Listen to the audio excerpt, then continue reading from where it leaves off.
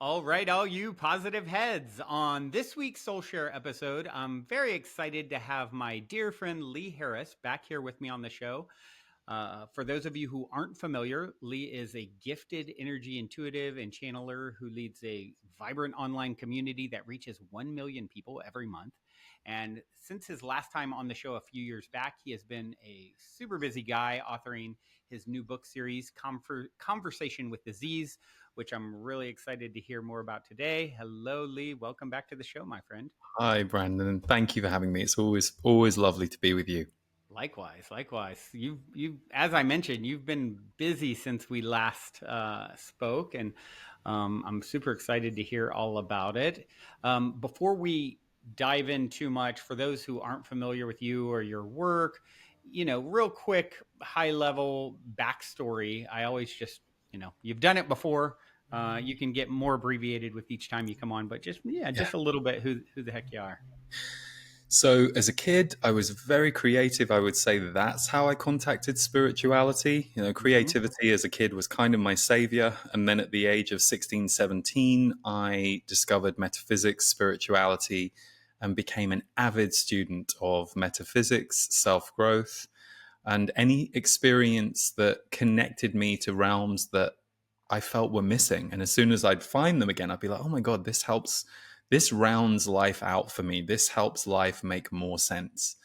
And so I was a student of self growth workshops at the time. I just made my first album, trying to break into the music industry, which back then, 17 years ago was a lot harder, It's about when 25 I years was ago. trying to break into the music industry and my first, you know, step into spiritual expression, if you will. So I didn't, yeah, I'd kind of forgotten that. I think we talked about that before, but Yeah. And I was, putting all my chips on this thing over here.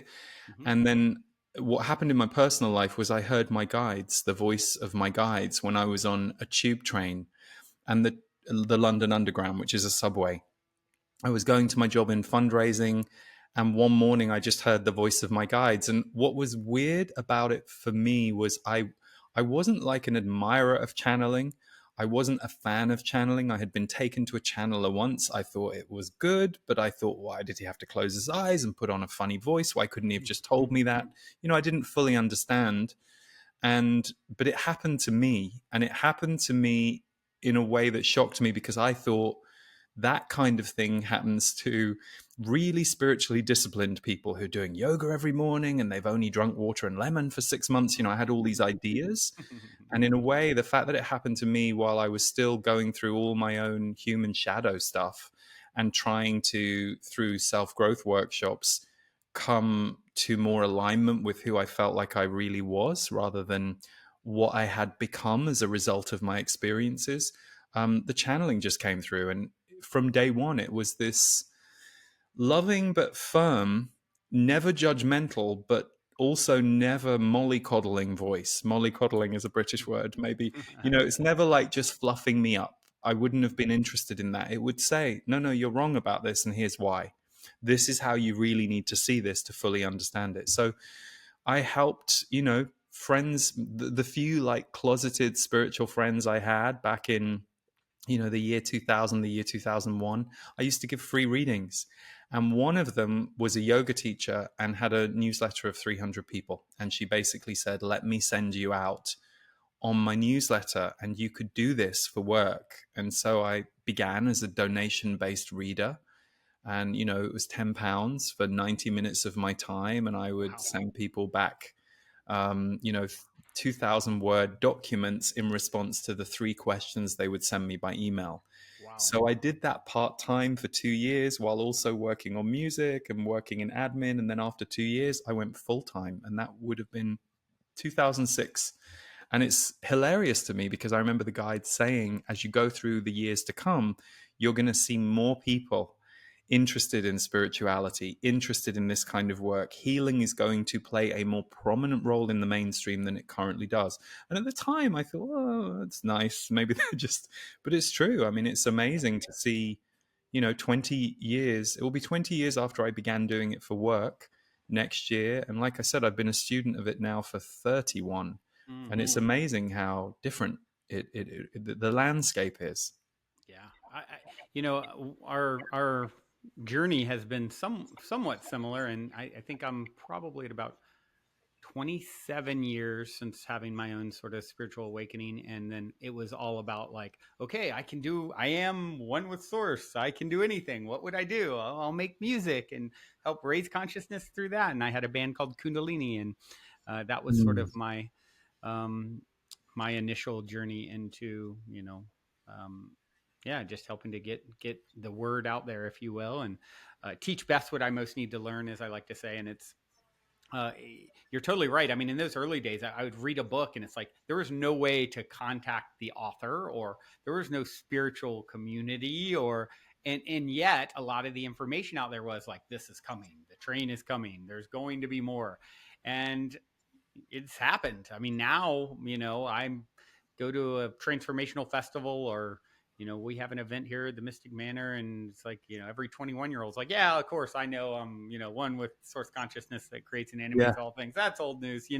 And it's really interesting to have this sort of longer view of you know the unfolding. And what's really interesting about you and your work, tapping into your guides and ultimately channeling the Z's. And now it's getting really, you've just ramped that up first with your, your, your monthly and annual sort of glimpses of what's to come, and now books. And it's just been really cool as your friend now for 5+ years, just to watch as you've just continued to tap into more and more um, information from beyond the veil and help to guide others.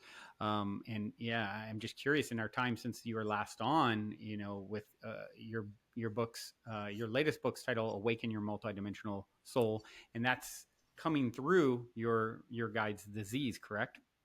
Yes. So I had a book come out in 2019 called Energy Speaks. And Mm, in a way, that's like a kind of greatest hits of mm, everything the Z's had been talking about in workshops around the world for like 10 years. yep. So there's about 14 topics in that book, each divided into chapters. But then in 2021, I embarked on the Conversation with the Z's project, which is where while I'm channeling, people interview the Z's. And of Hmm. course, the interviewer highly influences what comes through. So the first two books were with Diana Edwards, who basically we connected because we were friends. And Diana always asked great questions of the Z's. So I said, do you want to do some audio? So we did. And then those became the first two books, The Energetics of the New Human Soul, and the second book, Awaken Your Multidimensional Soul, which came out this year. And then the third book in that Conversations series is going to be with Regina Meredith from Gaia TV. And we just completed that work, and it's called The Future Human. And Mm. of course, because Regina has, interviewed everybody and studied all of this stuff for so long in her career, we went everywhere. AI, I mean, she asked about Elon Musk. I mean, it was a very broad reaching 7.5 hour series of conversations about who we're becoming as the human body, what is happening to the earth, what's going on with the power systems. And so it was fascinating. It was a lot of information, and that will be released publicly next March and April. But my portal members are currently receiving those conversations ahead of public release, like I always do, Wow. once a month. Wow. Um, that's a really interesting collaboration. So yeah, for those, I'm sure many people listening are familiar with Regina Meredith, and like you said, she's been at it a very long time and talked to everyone Yes. and been such a powerful voice in her own right. Um, was And there by the any? way, both of us needed to recover from, and I've known Regina as a friend now for several years, which is lovely because she first interviewed the Z's back in like 2014 for her show. Hmm, And we both were pretty tripped out. Like, even though we're used to this, even it was great for me that on the second day, I burnt my hand. I cut my hand. I scraped the car I was driving. I realized I should not be driving to the studio wow. on day two. Like it was very unusual.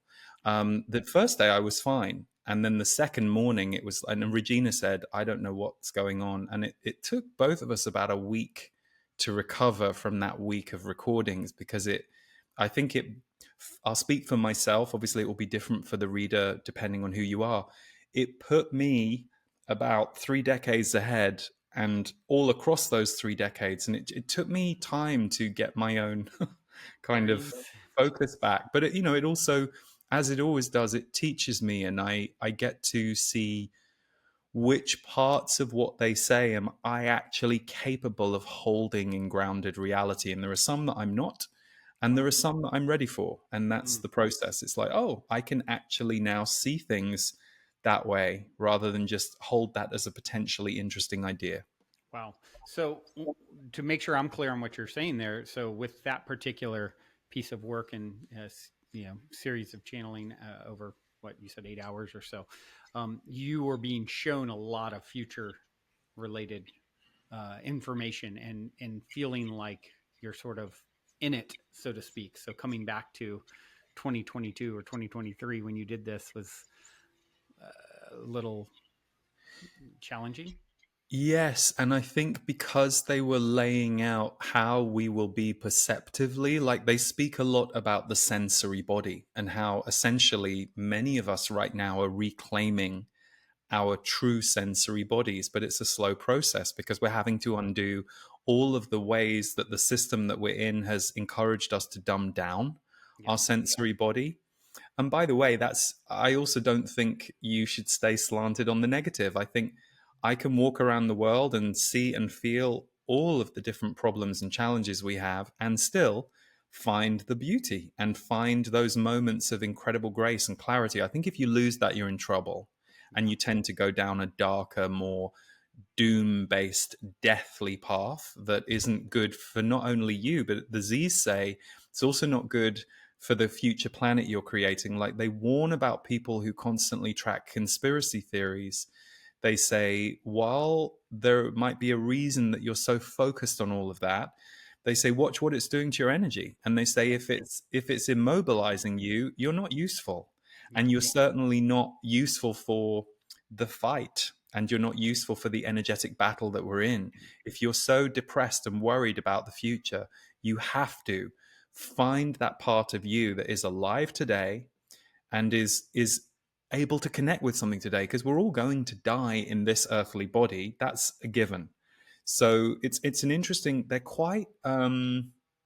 very educational and they're quite tough love about that, which I think they're doing not just to help us, but because they say how we approach everything that's going on the planet is everything, Yeah. and how much vibrational reality and connection we can bring to where we're going has a huge influence. So, for example, someone who's very clear about the ills in the world and is through joy and dedication devoting their time to helping those areas. It's really important. They say anyone who's an activist, it's especially important for activists to make sure they are able to, at some points of their day, connect with joy. Yeah. Because if you're just in the battle, in the trenches, it can start to consume you and you can start to become that energy. And that creates more of the very thing you're battling. Absolutely. Yeah. I think I this makes me think of hearing about Mother Teresa years ago, who they had asked her to, I think they're going to do like a million man march or something against the war in Vietnam. Speaking of being an activist, and they wanted her to be a big part of it. And she said, I'll never do that, but have a march for peace and I'll be there, Mm, because she understood the this energetics. idea, the energetics of being for something and against nothing. And if you Yeah. can bring that awareness, like, yes, this is ugly and this is painful, and there's something, even if I can't see it, there's something there for me and the collective to learn and grow from. And, fertilizer doesn't always smell good. Like, and maybe this is just fertilizer for something greater to come. And I think if we can have that, it's such a powerful perspective to take with us It's into the interesting because future. you make me think. I had a very powerful experience. I was in Costa Rica in June, Mm-hmm. and the last time I was there was the most transformational week-long experience I'd ever had in my life. I happened to be running a retreat, but some major things happened during that retreat, including a man at the retreat, a beautiful man, died. And it happened Wow. during downtime. It happened during a morning off. He was with his wife. They're such a lovely couple. She'd come to another event. She'd brought him. Just that morning, he'd come up to me like 2 hours before and thanked me that he was so enjoying it, that he was really inspired to go into sound healing. And then 2 hours later, I and about 20 other people are trying to bring him back on a beach when he's been dragged out of the water, and we don't succeed. And at Wow. first, I thought to myself, of course, we're going to bring him back. You know, there's no question we can't bring him back. Yeah. Not because I was particularly arrogant, but it was just more like I just couldn't believe this could actually happen or be happening. Right. And his wife, who was amazing, after all of this, when I went and hugged her after, I was the last person with his body before the paramedics took him away. And I remember kissing him on the forehead, just on his forehead, after we've been there for 2 hours in blazing sun. And so many things were happening all at once. You know, one of my biggest fears as a retreat leader has always been, you know, when we take people on hikes or waterfalls, which are always guided by professionals, you always think, God, I hope no one hurts their ankle, or I hope no one. That was always in the back of my mind. And then on this retreat, it's like, even though he didn't die in the workshop room, you just couldn't quite believe it was happening. And I went to her, and she said to me, after we'd said a few things, and she was being comforted by a couple of people, she looked me in the eye and she said, We're carrying on with this workshop. It's what he would have wanted, and it's what I want. Just at the moment when I'm thinking, okay, we have to send everybody home. We had 88 people, and you know, we were on like day 3, day 4, and the workshop had been particularly intense. Normally, there is a moment when the heart of the group opens, and I was used to that happening by about day 4. That had happened on this one on day 2, and I was like, whoa, something's going on here. And of course, what we all then went through collectively was a grief process and a shock process. And because of her saying we're carrying on, it supercharged the whole thing. As a result of this, I had a kind of awakening experience 3 days later where I thought I was having a panic attack. We were on a lunch break, but I heard in my head, go to the garden. So I slowly walked across the canteen area because I didn't want to alarm anybody or any of the participants. You know, I was thinking, I hope everyone was absorbed in their groups. And I slowly walked to the grass. I lay down on the grass in front of this massive Buddha statue that I'd been tracking this Buddha statue, beautiful statue, and it started talking to me. And Wow. this was new, and the Buddha was telling me things, and I literally, for about what felt like maybe 12 to 15 minutes, it was a bit like, I mean, I remember being on mushrooms many years ago. It was a total non-substantive psychedelic moment where I was just the leaves and the water and everything. I just merged with everything, and everything went away, and what started as panic turned into laughter. Wow. And the Buddha said a lot to me on that trip. And so when I went back in June, my friends Deva Pramal and Miten were running a retreat. And I'd had a very big year this year. So I thought, I need to go and be a participant on a retreat. And they were doing it there. I thought, this will be good for me. It'll be my first time back there. And I went to the Buddha, and the Buddha said, I said on the first day, have you got any messages for me? And the Buddha went, no, you need to calm down. You need to shake the world off before I'm going to talk to you. I'll speak to you Wow. in a few days. So I was like, Wow. okay, fair enough. So I Wow. waited and I waited and I waited. And on about day 4, I went to the Buddha and just stood in front and was just silent for minutes. And eventually the Buddha, the Buddha had told me in 2019, now your work gets serious. Wow. I've always taken my work seriously, but never myself. And I thought, that's strange. Now my work gets serious. Well, this was November 2019. And we all know what happened in March of 2020. And it did put me into overdrive around my work. I felt this enormous need for anything that could keep us afloat. Yeah. So I thought, okay, I'm one of the people who can show up. So I will, in the way that all of us did, however we could. And this time he said to me, now you are to create beauty in the world. And my Wow. immediate egoic mental response was, but what about the suffering? And he said, there is enough suffering and there is enough focus on the suffering. He said, the world does not need another person focused on people's suffering. The Yeah. world needs ambassadors of beauty, light, and experiences that are the opposite. Hmm. And so I'm slowly, like, I'm certainly not, I haven't fully grounded or integrated that, but it was like a directional change course for me that my intuition tells me will take about 2 to 3 years to completely show up in my life and my work, but it's already beginning. Wow. What a journey. And Incredible. by the way, I told his wife, because we keep in contact, and I said, "Is there anything you want from the retreat center?" I said, "No problem if you don't, but do you want a photo or a video, or do you want to speak to me when I'm there? What would you like?" And the only thing she asked me for was a video of the Buddha, because once I made that contact with the Buddha in 2019, I would take her to him, because Wow. we would spend, myself and another team member of mine, we would spend lunch times and dinners with her from that moment on, so that she was not alone unless she wanted to be. Wow.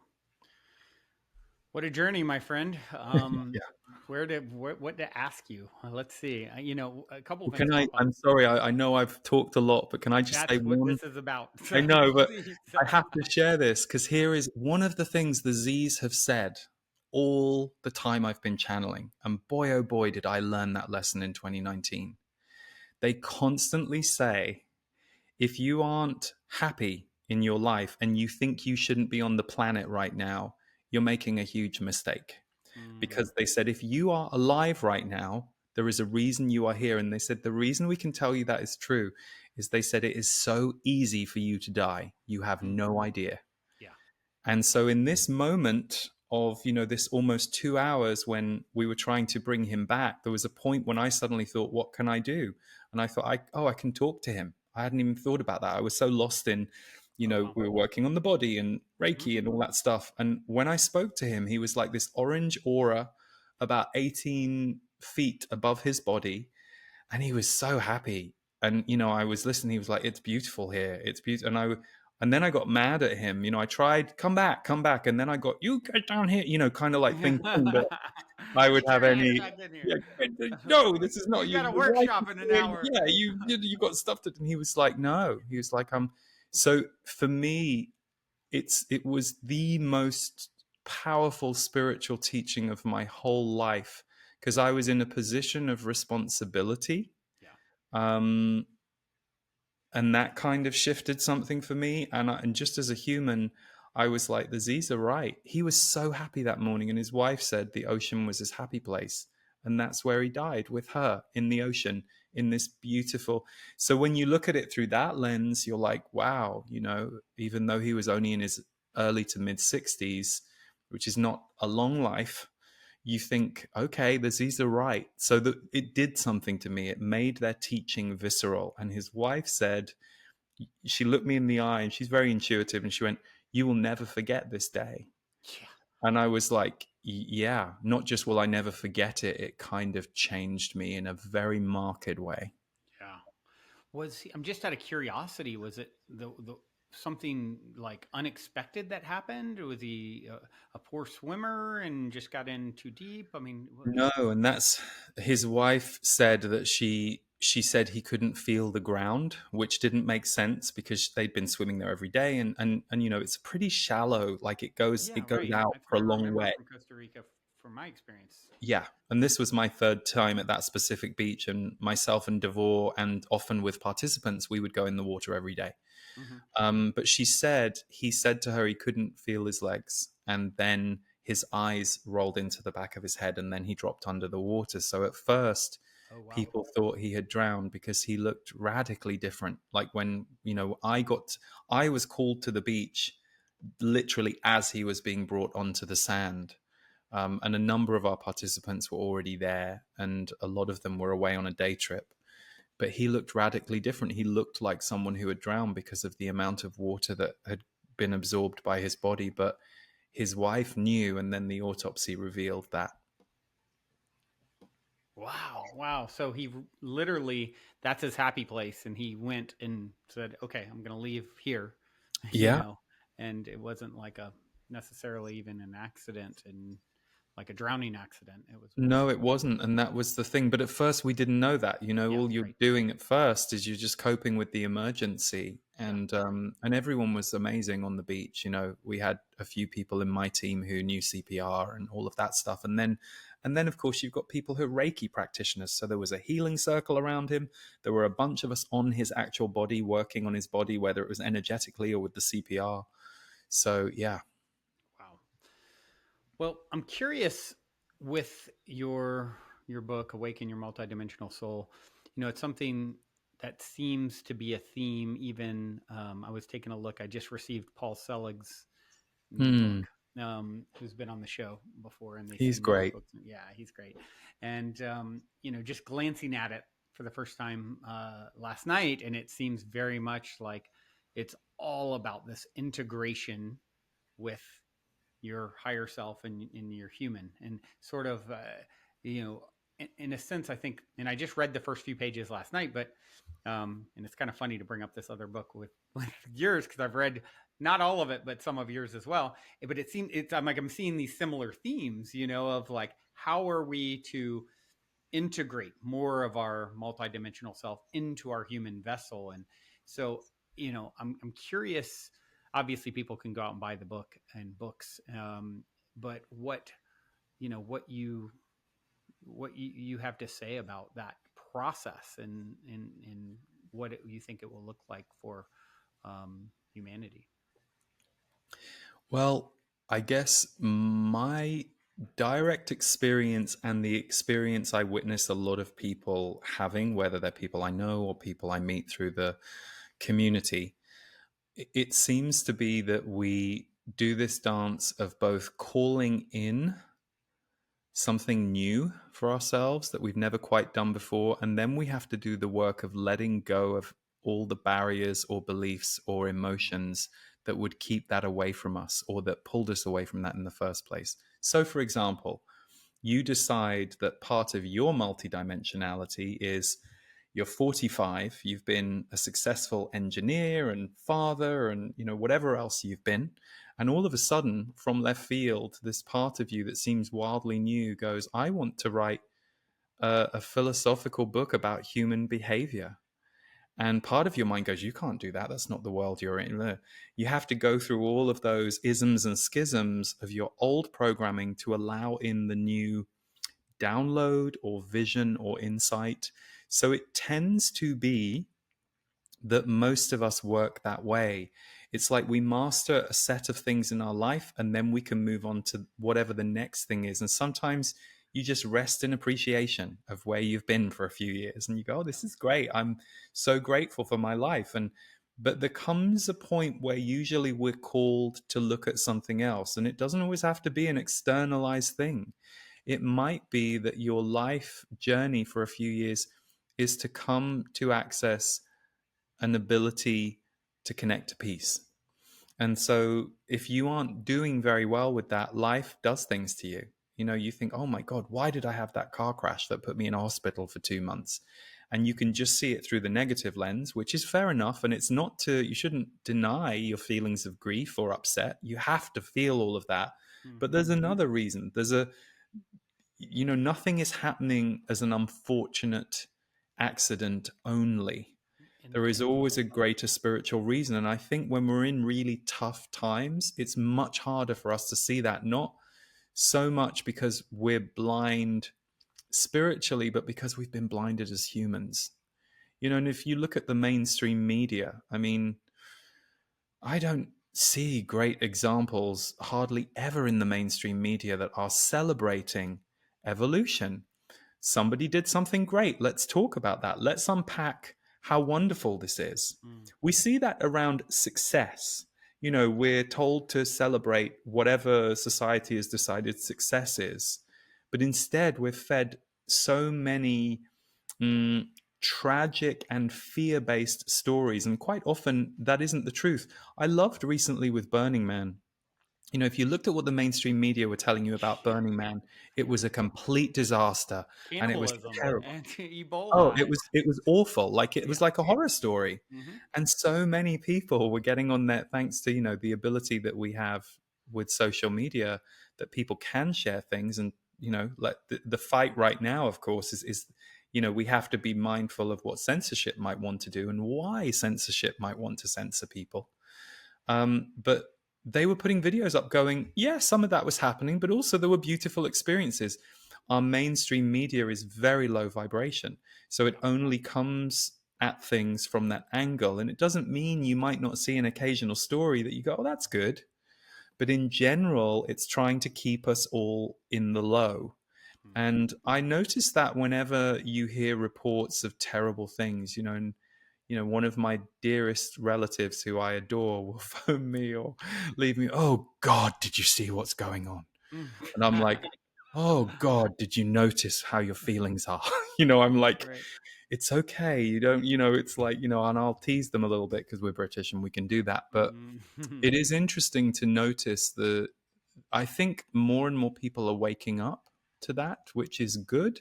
Yeah. But that also is one of the great challenges of our time. We're in this very awkward energy battle between the old and the new. And it can make for some interesting times. But back to your question about multidimensionality, I think it's just allowing more parts of yourself, your senses, your abilities, the kind of experiences you would like to have in life to appear. And part of the reason we struggle with that in our egoic concept is we weren't raised with possibility. We were raised to believe probabilities. Mm. We were raised to believe you will get married, you will get a job, you will do this, then you'll retire at 65. And if you're lucky and you still got your health, you can travel around the world at 65. Well, Mhm. why? Why is that the track? And who decided that was the track? And why is that the only track our system has offered us? So the great news is here in 2023, we're seeing a huge divergence from that. Yeah. And it's more evident in the world than it's ever been. And the Z's say the further we get beyond 25 onwards, we will see increasing amounts of innovation that will be more undeniable, that will start to swing the curve.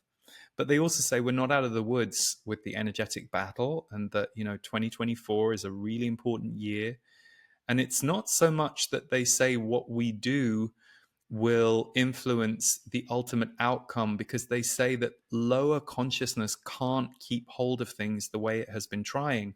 But what they did say is how we show up for it as a collective Mm. will influence the speed and ease at which that transition takes place versus how much collateral damage or whatever you want to call it has to happen along the way. And the one thing they do say a lot, which I do believe, I feel that is true, they say you often worry about what you're facing right now, but if we could show you what has been averted in the Mm. last 20 years, you would be shocked. Wow. Because they say it could have been a much darker path for humanity in the last 20 years.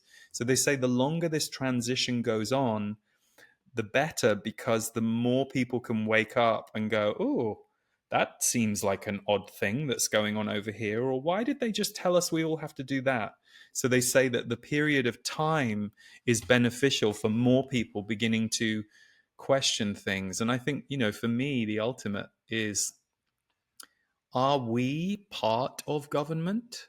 Or is government in charge and in control of us? And is that Mhm. is that a healthy Mhm. future? So that's just a question I've had for years and years and years, and I watch that playing out now. And I think more people are beginning to question something that previously they either haven't had the time, the bandwidth, or the space in their fight for survival to really question. But I think when things get tight, then people start to notice, oh, this is a bit uncomfortable and a bit tight. So it's an edgy time for sure, and it's not an easy time. They say that too. But our job within it is to keep finding our center, our balance. Why are we here? What is our unique contribution to what's going on? And equally, what is our unique healing? Mm. Because there are things that we're all healing personally that go into the pot of a healed collective, but Mhm. we're often carrying them through from other times, other lives, and coming into families where there's an ancestral pattern that some of us are here to help clear. And we aren't doing it alone, but knowing why you're here and having a sense of why is really important at the moment, while the old why that we were all fed seems very unlikely and unstable and like it's not grounded in anything, but the new reality isn't here yet. It's kind of a dysmorphic time. Mm, yeah. And with I'm curious if they've spoken to some of the. Of course, there's a lot of concern about world wars, and um, I had Teal Swan on recently, who saying from her perspective that looks like something that it will inevitably happen, but may not look like you expect exactly. Mm.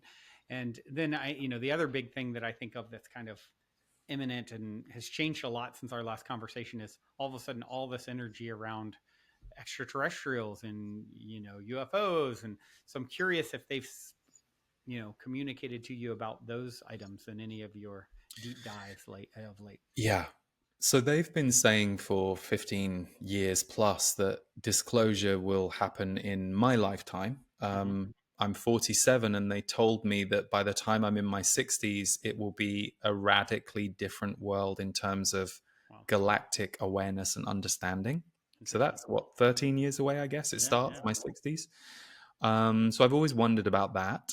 And it's interesting, isn't it? Because 15 years ago, that seemed more unlikely. Mm-hmm. Today, it's like, oh, things are happening. Interesting what Teal said, because I've always had that feeling that any next world war would be very, very different, wouldn't Mm-hmm. be quite like anything we've seen. And the Z's say you're in the middle of a war right now. It's an energetic war. Mm-hmm. A great friend of mine, Wendy Kennedy, who's a channeler, told me that they've been calling it the frequency wars. Because Mm. I do think that, there's always so many similarities. We're all perhaps slightly getting information in slightly different ways. But if you look at the thread between anyone, including anyone listening who taps into this kind of stuff, there are a lot of similarities. They've talked about, I think Regina asked questions about war as a whole, and they said that the template of war is also the template of control. So war underpins a great deal of our disempowered system. And the removal of war, they said, is going to take some time. But they said, I can't remember what year they gave her. I think they said from 2050 onwards, war is going to be much harder as an energy to push out into the world. And why they are that far away when they talk about it is because they say war lives in all of us. The Mm. seed and energy of war lives in all of us. But they said it's a myth that we are responsible for these wars as people. They said what you're going to come to understand is how little power people have over these manipulated wars, and have had for a very long time. And I think there have always been pioneers who've known that and have kind of fought for that, but that we're coming to a bit more of a mass consensus and awareness than ever before. They said it only takes 28% or 29% of the population to be fully awake to this stuff for it to start spreading quickly. Because they said once you hit 28 to 29% of the population, that energy awareness starts to spread. It's not even to do with you telling your friend what you think and hoping you will change their mind. It's energetic. Mm. Because once that many people have that in their awareness, and they are sensitive in a way that they can look at actions and behavior and go, oh, that's really low vibration. That's really not coming from a whole place.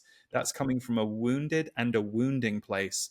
That starts to ripple and that Mm. starts to permeate. And I think the last check, they said we were about 23% at the moment. And that was Wow. maybe 2 years ago. Wow. We're getting close. I guess we are getting close. And here's the thing I always struggle with this stuff, because I know people listening to the show are all going to be different. And I'm, like everyone, I'm looking at all the stuff that's out there too, and seeing, taking a measure of what I think's going on. But I think one of the tricky things that can happen for us as human beings is we keep waiting for the miracle, Yeah. or we keep wishing, or when's it all going? When are the aliens going to land and save Yeah. us? Right. I just wish that group were taken down. I just wish that person was taken down. And that's a really tiring way to live, because you're not necessarily going to get everything you want probably in the next decade or two. Yeah. But if you focus on the innovation and the progress, and you understand that there is a battle between those vibrations, but you place your energy and focus as much as you can in the areas that you think you can be a gardener rather than just someone watching other people garden and doing it badly, Right. in your And opinion. judging it. Yeah. And by the way, within that, it doesn't mean we can't grieve. My God, I mean, Yeah. I think that when you wake up to the shadow of the world, I know for me it was probably 2009 or 2008. I think I saw the movie Zeitgeist, which is, Yeah. very scary. Not so Yeah. much even the information, but the way it was presented too. And then Thrive came out a few years later, which was a Mhm. slightly more hopeful version of the same Yep. thing. Yep. And whether you can dispute whether every single aspect of those movies, like anything in life, is 100% accurate or true. Yep. But I think there is a grief process. I know I went through it, that you go through when you first come to terms with, oh God, the world isn't quite what I thought it was. But then you can come out the other side, have a new view of things, and find your new way to live, which I think, or I feel, is the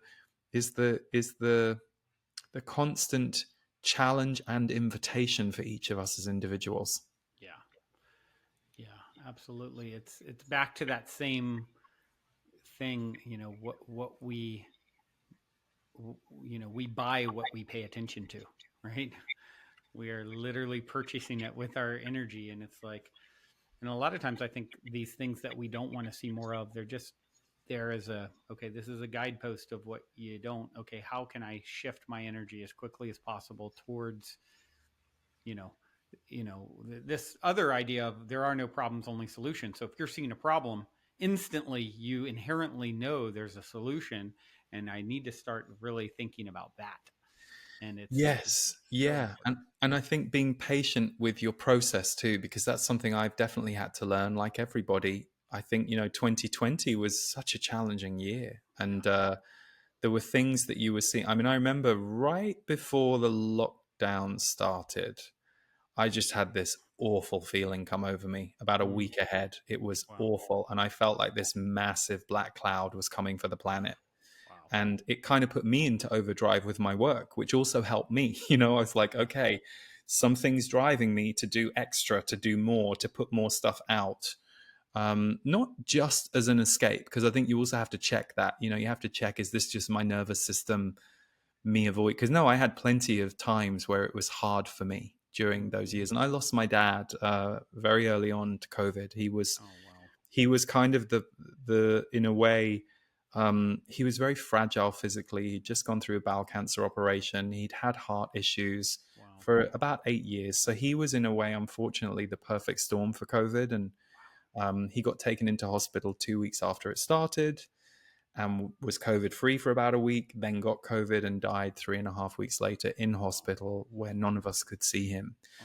So, I had the personal side going on, but then I also had this massive compulsion around the importance of work. And Mm, mm, um, yeah, and it was a very, very difficult time that I feel like people are just beginning to start the healing process from. 3 years, 3.5 years later, I feel like I'm beginning to see. I remember when there were wildfires here in Malibu, where I'm living in 2018, like, areas that previously were just beautiful nature were black and completely charred, and all the life had gone, and we'd lost so many creatures. It was devastating, and we'd lost houses, and so many people lost their homes. And I remember being blown away that about 6 to 9 months later, this new life started bursting through the char, right. and things were different. And I remember living in Boulder, Colorado during the 100-year flood, and it completely changed the landscape. The path I used to hike every day right by the house was just obliterated, but it created something new, and there were Mm-hmm. new flowers that we started seeing. And it was so, I think there is something that I'm feeling in the collective now post the lockdowns Mm-hmm. and the beginning of the recovery journey from that. And equally, I'm hearing of lots of people losing their lives or taking their lives as well. So it's a tough time on the planet. It doesn't mean you always have to feel like it's tough or you always have to be in grief. And I would argue that if you find yourself on the low end of things for too long, really look into what support and help you can get Mm. to recover yourself so that you can be present for what is. and not just focus on what isn't or what's challenging, which I know is not easy. But for me, it's the way I have taken their messages to heart and done what I can to, to the best of my ability, keep redirecting myself in that direction. And when I do that, it puts me back into a more open frequency. Yeah. Yeah. It's constantly pivoting to, that the most optimistic viewpoint you can muster in any given moment. Optimistic, Yeah, yes. exactly. Exactly. For those of you who haven't seen any of the optimistic episodes, Lee was one of the guests, and yeah, that was really fun to do with you. And Brandon, if I can say, you are somebody who is an example of that innovation.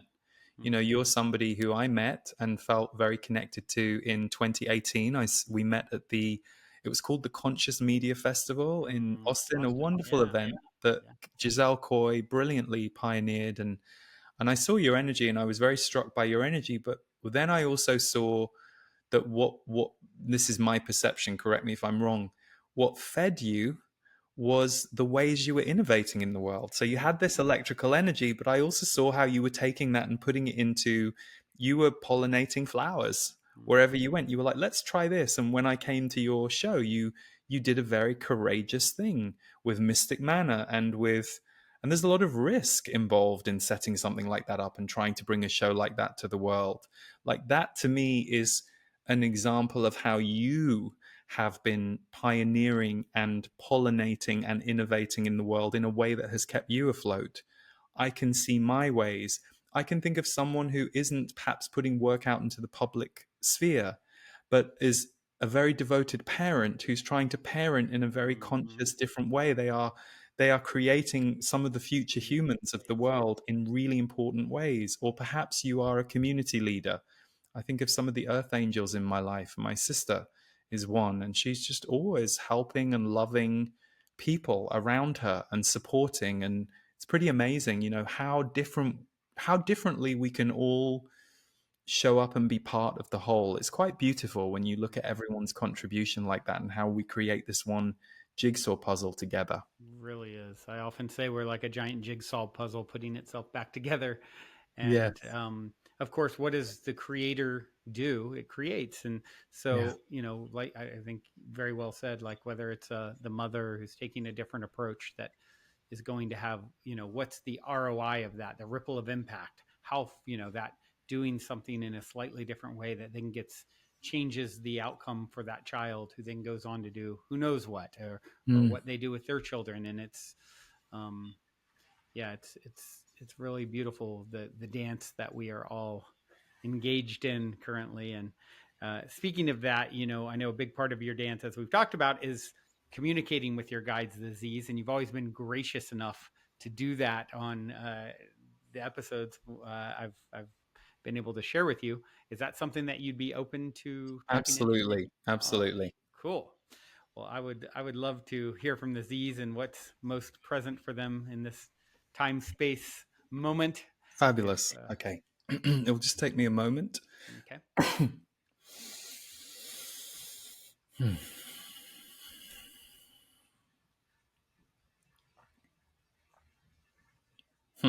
Good. Ha. Laughter. Laughter is one of your most important energies on the planet at this time. And the reason we are beginning with the frequency of laughter is it comes from and emanates joy. And in your discussion, Lee has already referred to the importance of joy, and we understand the difficulty some of you have with this concept. Look at his reciting of his story with the Buddha, and his first question about being able to create beauty in the world for others is, "Oh, but what about all the people suffering? How am I allowed to create beauty when so many people need help with their suffering?" And the answer that the Buddha gave is so true. That is how you lift the frequency. If someone is, shall we say, struggling in your life, it may be that they need you to simply listen and know that their suffering or their challenge is heard. They may need to speak to you for 5, 10, maybe even 20 minutes if they are quite locked into their story and their emotions, so that they feel heard and seen in their suffering. But you know they have a capacity to heal. if after that storytelling moment, they are able to laugh with you, either because they initiate some humor or because you do, and it is an appropriate time. Now, of course, some people do not want to laugh when they are in their suffering. They want to stay in their suffering, and laughing can, in fact, irritate them because any joy that gets near them is contrasting to the place they want and need to stay. And it's very important for those of you who are aware to not judge the healing speed of others. There are others who, for various personal reasons, need to stay in their frequency of suffering for a period of time. And you might want to pull them out, lift them out, change the way they're experiencing things. That's always very dangerous for any of you to try and do. By all means, offer what you can to the person or the group, but recognize it is their choice as to whether or not they fully engage with what you are offering, whether or not they are capable of taking on what it is that you are offering, whether they want to invite it. But, and this is very important, if you are somebody who is listening and you say, yes, well, all of the people around me, they're not so good at laughter and they don't like it when I crack a joke, then we say to you, you have to find people in your life who can be in joy and in lightness with you. And for some of you, that's going to trigger you a little bit because you're going to think, that means I need to get rid of some of my existing people. And we would say, no, not necessarily. Bring in the new before you clear out the old. And it's not necessarily you that will clear out the old people, by the way. As your frequency changes, so too does your magnetism to the energy of others. So, for example, you may have got yourself stuck in a lower vibrational habit because you got yourself stuck in the role of healer or fixer. You got yourself stuck in the role of uplifter of others. And what that did for you is it attracted a lot of people to you who only wanted to be uplifted by you and weren't capable of uplifting you back. So now you find your whole vibration has changed and you have taken on the identity of being a tired uplifter. Well, guess what? That's when you resign from that role being your only role. That's when you recognize you need to become more multidimensional. There are many of you who have that role, and Lee was no exception to this, where you have to learn how to receive. Yes, it might be your gift and your joy to give of your energy, to generate of your energy, but your energy will only become very strong and robust and multidimensional if you are also capable of receiving from the world. And you receive in many different ways. But the reason we started with laughter is because too many of you have adopted a stance of we are worried about the world. And we will tell you that since time began, humans have been worried about the world, worried about their lives. We are not in any way discounting the enormity of some of the things that you are facing. However, if we were to take you back through time and show you some of the enormous things that people have been facing at other times, it would give you the benefit of perspective that would not stop you taking the cause of your time seriously. For many of you are here to work on behalf of changing and shifting the planet, and that is important. There are some of you listening right now who are activists. You're on the front line. That is part of your design. That is who you came here to be. So there is nothing wrong with that. We aren't asking you to resign from that job, but we're asking all of you to receive from the fact that you are alive. Laughter and joy are available to you. And you might be listening, getting mighty pissed at us right now because you say, I haven't laughed in my whole life. It's just not my nature. And we would say, then you have not been exposed to your true nature yet.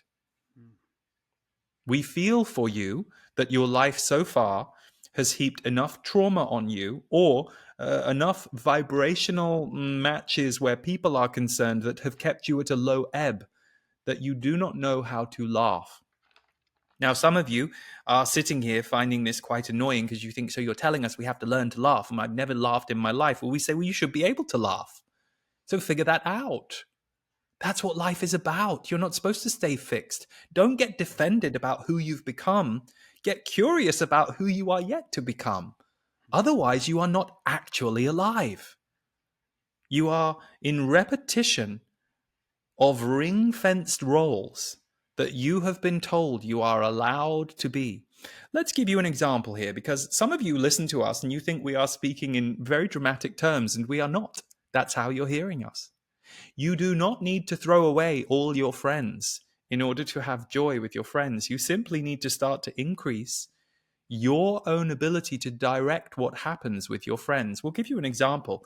There are some of you who go, well, my friends aren't that much fun. They never want to do that many fun things. And we say to you, maybe they've changed, but they need a leader. They need someone to be the one that suggests, everybody, let's go and do this. Some of them might fight you, might not want to come, but take the ones that do want to go. Recognize the first time you do it, they might all be a little uncomfortable because they're not used to it. A bit like all of you arriving at a party feeling fairly self-conscious and a bit nervous, and will I know anybody, and I hope I look good enough, and what if my outfit isn't the same as everybody else's? And as soon as you've been in that party for 20 to 30 minutes, all of that dissolves. All of the barriers and defenses that you have all been taught starts to dissolve. And by the way, don't be hard on yourself that you have those barriers and defenses. We would be very surprised if the majority of you, even you who are aware listening to something like this, did not have defenses and barriers in certain areas of your life. Why? Because you are following the collective cultural programming. And your role is to slowly but certainly let that go. And you don't do that overnight. Not everybody has an overnight awakening that completely transforms their personality. That can, in fact, be quite disruptive to the individual and their group of friends. But you can make an intention that you want to now experience joy with friends in your life. And then once you have made that intention, work out, what actions could I take to support joy? Well, I could suggest that we all go to the fairground together. And a voice in your head might say, what on earth? I'm 65 and most of my friends are in their late 60s and we all like to sit around and do slightly more sensible things. Well, that's an illusion. You can go to the fairground at the age of 95 and have a wonderful time, and in fact be even more liberated than you perhaps were when you were in a young body. Now, your young body may prefer some of the rides than your older body, although that isn't always strictly true, but an older body is more sensitive. But an older consciousness is more wise, more knowing, more aware of where to place the focus and where the importance is. So make your intention that you want to have joy with friends, and then start to slightly push the way you speak to those friends, the invites you give, the way you show up. But equally recognize that because you have put the intention out that you want to have joy with friends, you will not only see a transformation within your existing friend group, you may attract in other people who can meet you in that frequency. And that will have a knock-on effect on your existing friends. They might need you to be the leader of joy. More of them might be willing to come with you than you realize. So we will now bring you into the wider focus of what we have been saying. Yes, we want you to be in joy more. We want you to understand that energy is not only life-giving, it is future-proofing. It is allowing you to create the future with higher vibrations rather than being dragged down by the vibrations of the past that might like to wrap their hands around your neck right now. The reason we are encouraging you to find the joy in your life is because that will be good for the collective, because all of you are energetic by nature. And while there are some who will be suspicious of your joy or your energy field, and you will all have to figure out how to have energy hygiene around the way you interact. It's not always the best thing to bowl into a room full of joy that people aren't quite expecting or knowing how to be with and just keep bombarding them with joy. That's not necessarily going to fulfill your aim. Some of you need to learn to understand how to slightly reduce the volume at certain moments with certain people so that eventually they can join you and rise with you. But the reason we are focusing you on this is the more you do this, the more you will find vibrational resonance that is similar, and the more you and the others in the collective who vibrate in the same way will emanate that consciousness into those on the planet. It's so interesting to us that so many of you are so focused on wanting everyone to wake up to some of the horrors of the world that you think they need to see. That is not a comfortable invitation to them. For many of them, particularly if it is not yet their time to see or know that, you're not offering them anything in that. You're just offering them quite a shocking wake-up call. But if they first come to know, like, and trust you, because you hold frequencies of joy and higher elevation. That will help soothe some of the more sobering truths and what you might call shadow sides of themselves and the world that they have to encounter along the way. That will balance it all out. So, joy is not just a frivolous thing that you should feel guilty about giving to yourself because there are others in the world that are suffering. Joy is an energy that you need to cultivate, create, generate, and share. It is needed on the planet more than ever. You are all here for such a brief time when it comes to your earthly bodies. Yes, some of you have a centuries-long memory when it comes to your soul, but you are here for such a brief time. And even with the challenges of this time, you are alive, you are conscious, you are a creator. So let those three things be a part of your daily life. Be alive, be conscious, and create. In peace and in love to all. Ha.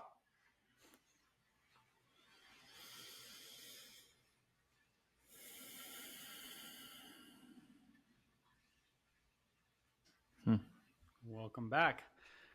That was enlightening. I often say enlightenment means, I think the number one piece of that is lighten, Hmm. lighten up. And, that was definitely unexpected, but very poignant message from the Z's. So thank you. For me too, that was interesting. You never quite know what they're going to say, but I'll be reflecting on those words a bit myself later as well. Yeah. Yeah. Do you find yourself, how present is Lee's, your consciousness when that process is happening for you? My mental consciousness can't be that present. It's like I sit behind, but they go at a certain speed. Like I would say the first, sometimes the first 30 to 60 seconds, I'm a bit more kind of, but then there's a point when it's like their speed has taken over. I could always stop it. I'm not Mm-hmm. out of it. Mm-hmm. But what I find is I can't track it. Mm-hmm. Like if we're in a conversation, I can track what you're saying Yeah. and I can refer back to it. Whereas when it's something like that, or even in the conversations with Regina, we'd come out of it and she'd say, "Oh, when they said this about this," and I would have completely forgotten that bit. Yeah. But there might have been 5 things in a 70-minute conversation that I could remember when I first came out of it. So it's Almost semi. like a dream or something, a little bit, right? Yeah, and I think at this point I've got used to the heat Mm-hmm. that goes that comes with it physically for me. Like I Mm. get hot Wow. because there's a Interesting. certain speed of energy. Mm-hmm. So that's why I don't like to channel usually for like the most I like to go for is 80, 90 minutes. So, we have a class that we do once a year called Initiation, and I'll channel for maybe 80 minutes in one of those. But that's about my maximum. And with Regina, I was doing 70 minutes, 75 minutes twice a day. And that's why I was stabbing myself, burning it's like, Right. and that was probably my body trying to get my attention of like, don't drive a car. Yeah. And so then I Right. started taking Ubers to the studio and left my car at the studio for a few days. So, yeah. Wow. What a fascinating process. And yeah, you're just very graceful with it and make it seem so smooth and easy. And um, yeah, the messages are always so poignant. So thank you for being willing to do Thank that. you. And, it's like anything you do for 24 years, it gets more like a muscle all the Yeah. time, right? So Right. I kind of know how to let it through and then leave it behind.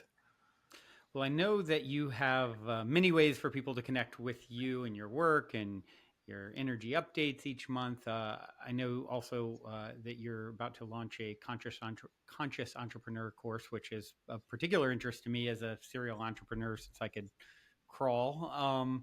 Could you, just share with us a little bit about that as we wind down here? And then, of course, how people Yes. can connect with you in general.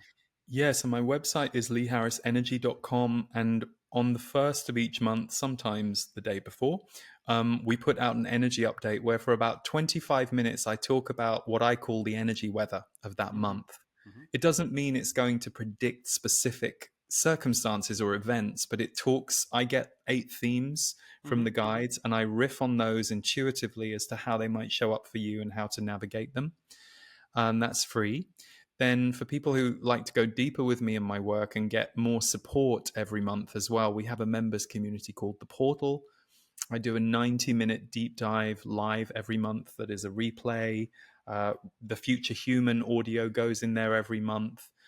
Stephen Washington brings amazing Qigong sequences. We have healing, it's a whole world of support, including guest teachers. So that's The Portal. And then Grow Your Business is this kind of next iteration of my teaching people who want to do this for work. I stumbled backwards into this as a job, but I love talking to other people who are trying to bring their work to the world. I've always enjoyed it, and so I turned it in 2018. I started teaching, uh, usually once a year, people who want to go through that journey, and we go through everything. We talk about serving your mission, understanding your customer and who you're serving, money, your business, and you. I break down online courses, podcasts, the whole thing. That it's a very broad course. It has about 9 different modules in it, each containing anything from 6 to 18 videos that are shorter videos, so that you can kind of do it in chapters, and it includes a workbook. And we start on the 28th of September, Wow. and the content all gets released within about 8 days. And then I do a few live clinic calls in October too. So we're about 8 days away from the launch, and I've been working on that this past month. It's been fantastic. Well, it's pretty quick from where we sit now, so maybe I'll try and bump this episode up so that it can get yeah, just so it gives people Great. time to hear before. And I'll also put a link in the show notes, guys, for if you want to sign up for the conscious entrepreneur course. And yeah, I'm glad to know that. I was just about to ask you. Hold on, I didn't hear when it starts, so it's Uh, pretty quick. So I'll do a little rearranging it on my is. end so we can And put this episode Brandon, out. yeah, I'm pretty sure Brandon will probably leave registration open through the end of October. I Oh, think okay, we may then be closing it because got it it, will probably come out again next year. But gotcha. it's pretty safe through the end of October. Okay, And then at the end of October, I start initiation, which is all channeled. It's like a deep dive channeled mystery school that runs for a month. cool.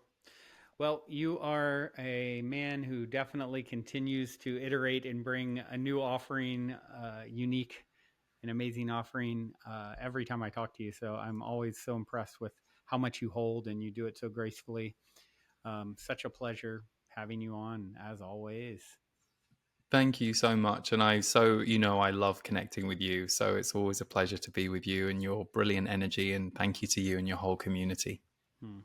Thanks for saying that. Yeah, I'm excited. We'll get some in-person time, it sounds like, here in October with our Fantastic. next I look event forward here. to So, that. yeah. Yes. Um, well, I do have one final question for you, and I probably asked you this again, but I'm going to go ahead and I've asked you before, I'm sure, because it's my cliche closer. But I always think it's fun to look back and see if it's shifted at all or it's the exact same. But my cliche closer is this: in 60 seconds or less, what is the meaning of life, according to Lee Harris? To connect, to be, to laugh, to learn, to love, to give, to receive. Love that answer. Well Mm, said, my friend. Thank you mm. as always. And thank all of you for tuning your beautiful brainwaves and incredible hearts into another episode. Until next time, journey well. Thank you.